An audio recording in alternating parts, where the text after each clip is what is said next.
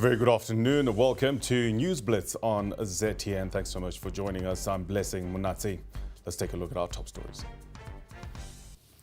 ZANU-PF primary elections kick off. Zim opposition MDC-T splits again. Zex Manatsa's wedding of the year relived.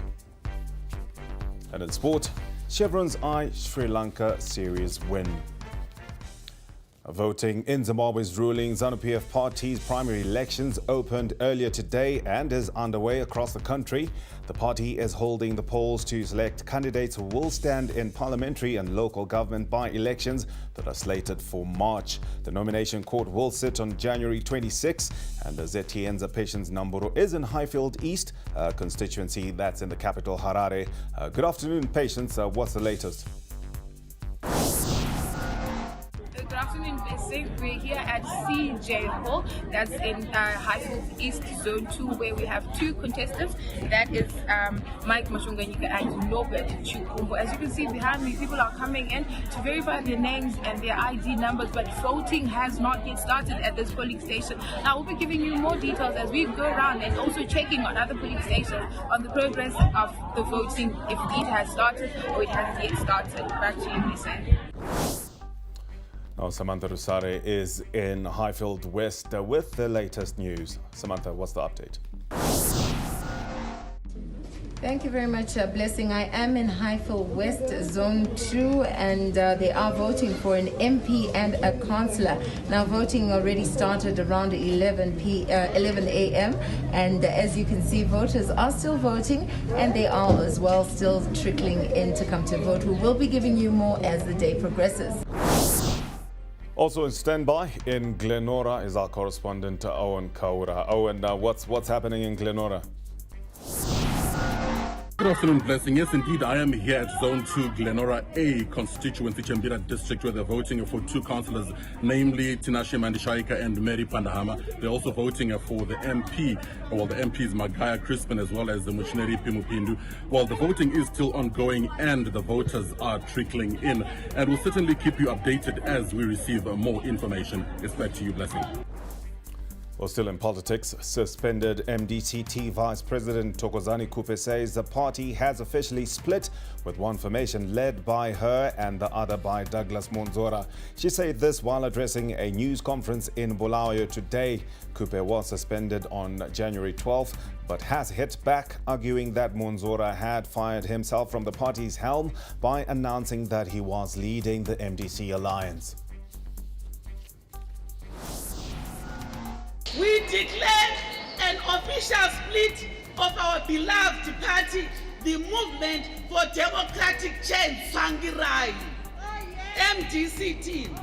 This day, the 21st of January, the year of our Lord, 2022, I announce that the Movement for Democratic Change, Tsangirai, has split, and there are now two MDC-T formations, one led by yours truly, Dr. Thokozani Kupe, who is also the leader.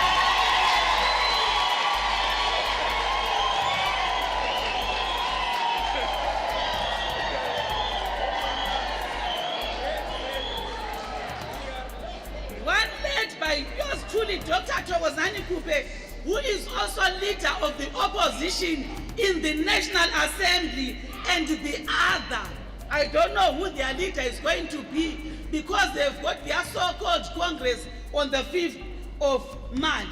We are announcing this with a heavy heart because this is not what we wanted, but circumstances beyond our control have forced us to do this. Monzora's spokesperson, Lloyd Ndaba, says that Kupe must start by resigning from Parliament. We must state these things clearly. She is a member of Parliament in the MDC-T under the MDC alliance in Parliament. So if she's saying Douglas Monzora is now illegitimate, she must also renounce her membership of Parliament. She must walk out of Parliament. She must resign from Parliament because she is in there as a member of the MDC alliance. She's a member of Parliament of the MDC alliance in the MDC-T as a member. MDCT chairperson Morgan Komichi described Cooper's move as unconstitutional. It's unconstitutional. It's illegal for the vice president to have those powers. Our party constitution is very clear who has got the powers of suspension of the members of the standing committee. Our constitution is very clear on who has got the powers to suspend members of the national executive. Our constitution is very clear on who has got the power to suspend members of the provincial executives, as well as the district executives, ward executives, the branch executives. The constitution is very clear. Only the president of the party, in our situation with Senator Douglas Manzora, has got the power to suspend any one of us using constitutional provisions to execute that kind of work. No any other person. All right, we look at the arts. The family of popular Zimbabwean musician Zex Manatsa says there are no funeral arrangements yet for the legend. Manatsa died yesterday at the age of 78 after a long battle with cancer. He rose to prominence in the 1970s, fronting the Green Arrows band with its hits such as Chipochirorwa Ti Hovu and Chechule Avalavula Bottom. Family spokesperson Cliff Chafausipo told ZTN's Wilson Kakurira that funeral arrangements for the late icon will be announced after 3 of his children who are based outside the country have arrived. Pari zvino takamirira vana vachiri kufamba vari kuuya kubva kunze kwenyika nedzimwe hama dziri kusvika, especially vana vakasvika, then team yavapo yakagara pasi to then consult each other and decide kuti zvino zvakamira sei uye zviri kufamba nedirection ipi. Asi pari zvino aiwa we're still getting together. Zvino remember zvaitika nezuro, and it's just a day waiting for people to arrive, family in particular, kuti tikwanise kuita my decisions. Well, he was a legend, and now as he bows off the world stage after wowing his legions of fans, we look at Zex Manatsa's wedding in 1979. People paid $1 each to attend the wedding. He was, after all, a legend of the people. Musicians Thomas Mapfumo, Tinei Chikupo and Manu Kambami performed at the event. Manatsa's former manager and friend Charles Mbaiwa reflects. Chato uyu takauronga ndiri manager weband rake ende yakanga iri wehondo, asi hatina kumbosenzesa bhora, asi takaona kuti atirongei muchato, tisedze muchato. Ukatarisa masongs ake aishandisa, aiti musango mune hangaiwa, anga ane zvaaitaura zvakawanda masongs akaita, saka toronga muchato unoshamisa, usina bhora, usina chii, takabatana. Taifunga kuti muchato iwoyo patauita taifanira kutombosungwa, but takaita rombo rakanaka rekuti hatina kusungwa, asi vanhu vakatadza kuziva kuti zviri kufamba sei. Asi wakanga uri muchato, asi uine zvinango, ende ukazara zveshuwa hapana munhu akanga asipo, munhu wese akauya akausapota, ndiri manager. Mari handigoni kuziva kuti mari yakaita, but pakabuda mari yakawanda, but nguva iyo munoziva mari yacho yakanga isiri yeyu, saka but yakanga iri yedu yemunhu yakawandisisa, but handigoni kutaura figure, handicharemember figure. ZTN also caught up with jazz musician Bob Nyabinde, who revealed his last conversation with the late Zex Manatsa.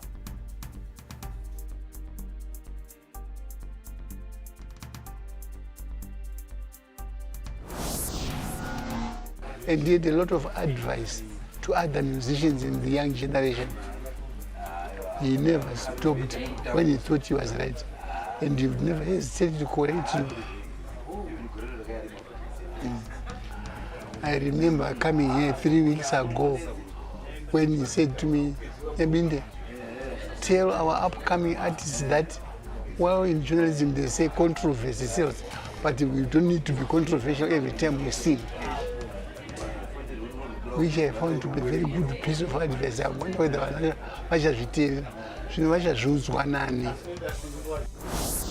We also had an impact on sport. Manatsa goes down in history as the only musician who composed and sang songs for Zimbabwe's three biggest football rivals, Dynamos, Highlanders, as well as Caps United. Football is known to equally unite and separate people. A director of the National Arts Council, Nicholas Moyo, speaks on what he believes was a unifying feat by Manatsa to compose songs for three of the sworn football enemies. It is said that again, as we begin a year, we lose one of our great luminaries in the arts industry.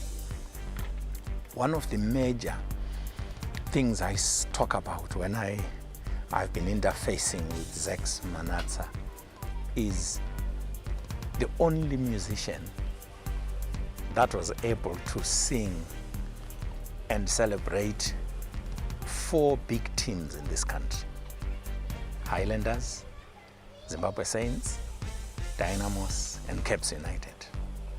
Rivalries for that matter, but celebrated them. Because he used to say, you know what, I don't belong to any of them if I want, but very important is to educate people against hooliganism in soccer matches.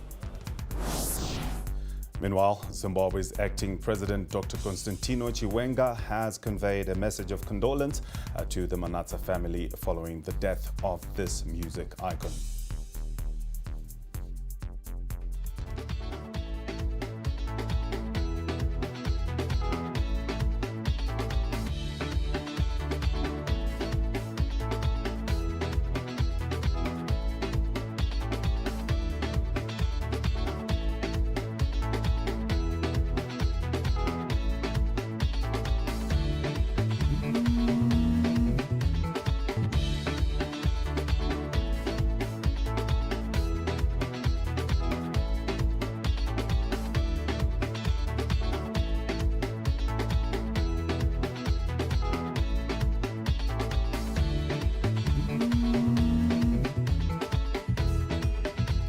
Let's head to the US, where a medical team has revealed that it has carried out a second known kidney transplant from a pig to a human being, the first inside the body of a brain-dead recipient. The procedure, which was described in a scientific paper, comes on the heels of a successful implantation of a porcine heart into a human being earlier this month.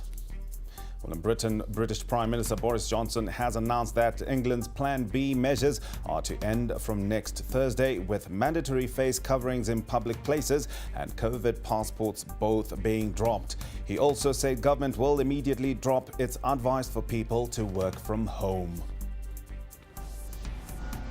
The government will no longer mandate the wearing of face masks anywhere.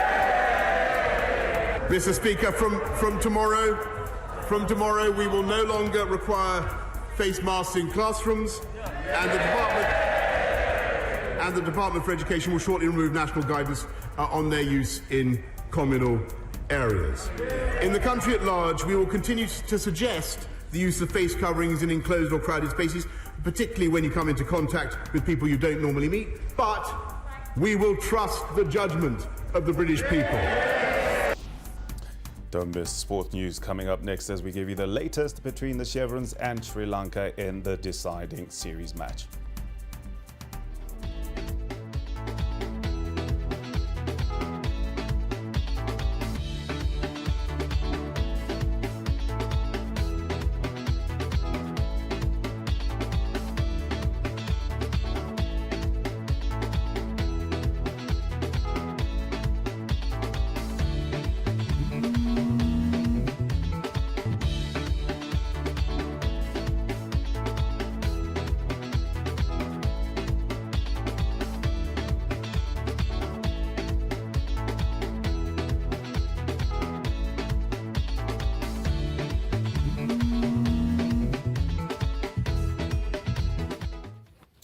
Right, sports news. We start with swimming sensation. Zimbabwe swimming sensation Donata Katai has proved that she's not only a force to reckon with in the pool, but also in the academic world too. The teenage sensation Olympian managed to secure 3 A's in her Cambridge advanced level examinations. The same year, she also took part in the Tokyo 2020 Olympics. It's congratulations to her. In cricket, Zimbabwe is targeting to clinch the series and crucial World Cup qualification points in the third and final ODI against Sri Lanka. That match is currently underway in Kandy. Zimbabwe have made one change to their team, with Milton Shumba coming in for Wesley Madevere, and Sri Lanka chose to bat first and had posted a total of 254 for the loss of 9 after they allotted 50 overs. Zimbabwe are yet to bat and will be targeting 255 for a win. You can follow that match and other updates on our website and social media platforms. Well, that's all we have for you on ZTN News Blitz this afternoon. Thank you so much for making us your choice. Remember, you can connect with us on our social media platforms. On Twitter, it's at ZTN News. On YouTube, it is at ZTN. And you can visit our website, ztn.co.zw. Coming up next is World in 5. Stay with us.